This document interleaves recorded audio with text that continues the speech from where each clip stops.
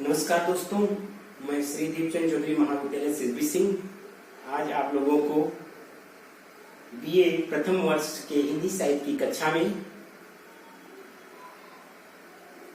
बिहारी लाल के द्वारा रचित बिहारी ससई के प्रमुख कुछ दोहों की व्याख्या के बारे में बताऊंगा। आप लोग ध्यान से पढ़िएगा और समझिएगा, ठीक है बच्चों। जैसा हम सभी जानते हैं कि बिहारी लाल रीत काल के रीत सिद्ध काव्यधारा के प्रतिनिधि कवि है, ठीक। और बिहारी लाल ने केवल हिंदी साहित्य में बिहारी ससई नामक ग्रंथ की यानी मुक्तक काव्य की रचना की है। बिहारी ससई कौन सा काव्य है? मुक्तक काव्य, ठीक। इतनी बात समझ में आ गई आपको? चलिए हम आगे कुछ दोहा पढ़ते हैं और उन दोहों की व्याख्या स्पष्ट करते हैं, ठीक है। देखिए व्याख्या के लिए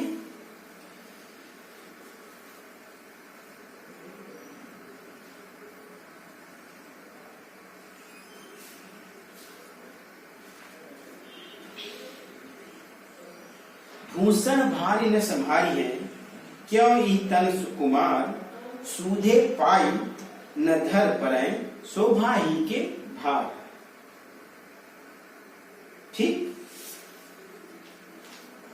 अब आप इसकी व्याख्या देख लीजिए।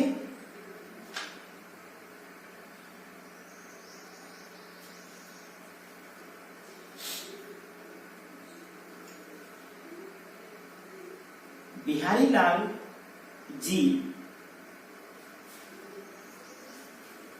नायिका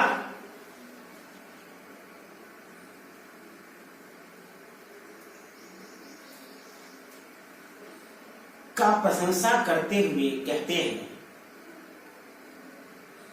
क्या कहते हैं कि एक नायिका अपने सखी से कह रही है, क्या कह रही है? यह तुम्हारा कोमल रूपी जो शरीर है भूषण का भार क्यों संभालेगा? कह रहे भूषण का भार क्यों संभालेगा? एक बार और देखिए बच्चों, स्पष्ट हो जाएगा आप लोगों को। कविवर बिहारी लाल जी नायिका की प्रशंसा करते हुए कहते हैं कि एक नायिका अपने सखी से कह रही है कि हे सखी, यह तुम्हारा जो कोमल रूपी शरीर है यह भूषण का भार, यानी भूषण मतलब आभूषण गहनों का भार क्यों संभालेगा?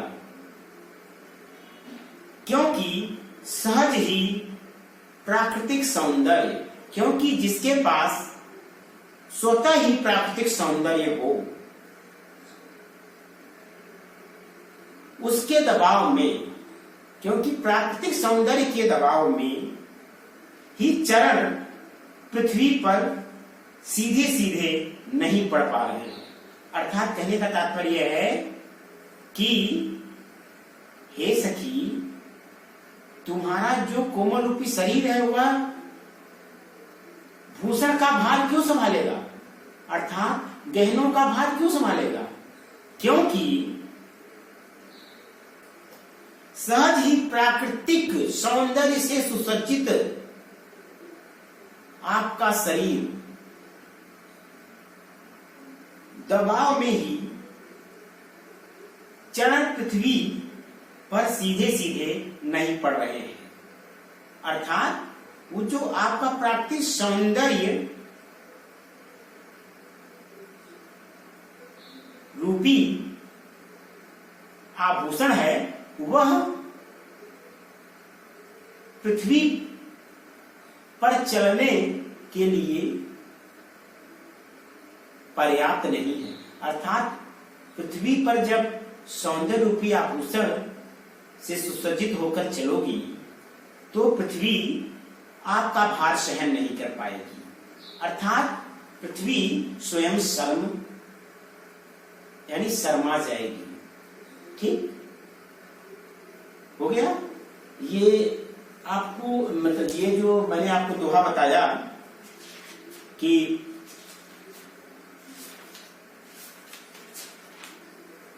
भूषण भारी संहारिये क्यों ई तन सुकुमार सूधे पाई न धर पर शोभा ही के भार। बहुत ही सरल व्याख्या है जो मैंने अभी आपको बताया। चलिए एक व्याख्या और देख लेते हैं।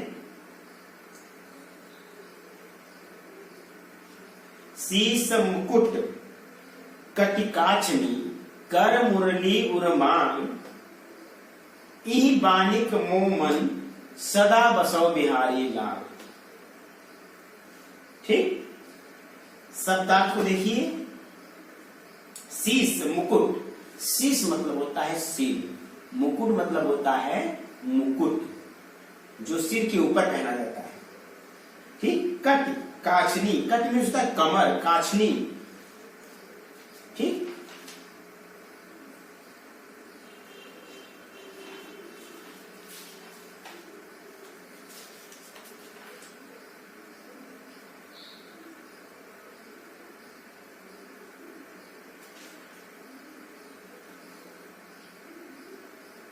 काछनी कर मुरली उर्मार, मुरली अर्थात श्री कृष्ण जी,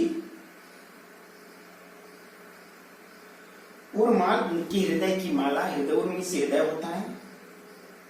ई बानिक मोमन सदा बसो बिहारी लाल, मोमन मेरा मन।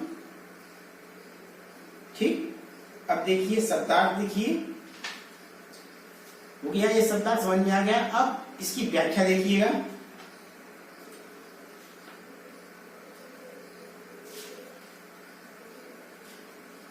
व्याख्या, श्री कृष्ण से प्रार्थना करते हुए कविवर बिहारी लाल कहते हैं कि क्या कहते हैं कि हे श्री कृष्ण, आपके शीश पर मयूर मुकुट हो, आपके शीश पर वही मयूर रूपी मुकुट हो, कमर में कछनी हो, करधनी हो, हाथों में बंसी हो, हृदय या वक्षस्थल पर वैजयंती की माला हो। मेरा मन तो इसी रूप रचना की वंश परिपाटी की सजावट या वेश विन्यास पर इस अलौकिक सौंदर्य स्वरूप पर सदा सदा के लिए न्यौछावर हो गया है, या अलौकिक सौंदर्य स्वरूप में सदा सदा के लिए बस गया है, अर्थात उसी में रम गया है। ठीक हो गया, समझ में आ गया। चलिए ठीक है, अच्छी बात है। ठीक, आज के लिए इतना ही बच्चों। मैंने आपको आज बिहारी सस्सई के दो दोहों की व्याख्या बताई। उम्मीद करता हूं कि आप लोगों को अच्छी तरह से समझ में आ गया होगा। ये जो दोहे थे यह परीक्षा की दृष्टि से बहुत ही उपयोगी हैं। आप लोग अच्छे से पढ़ लेना। ठीक है, ओके, बहुत बहुत धन्यवाद।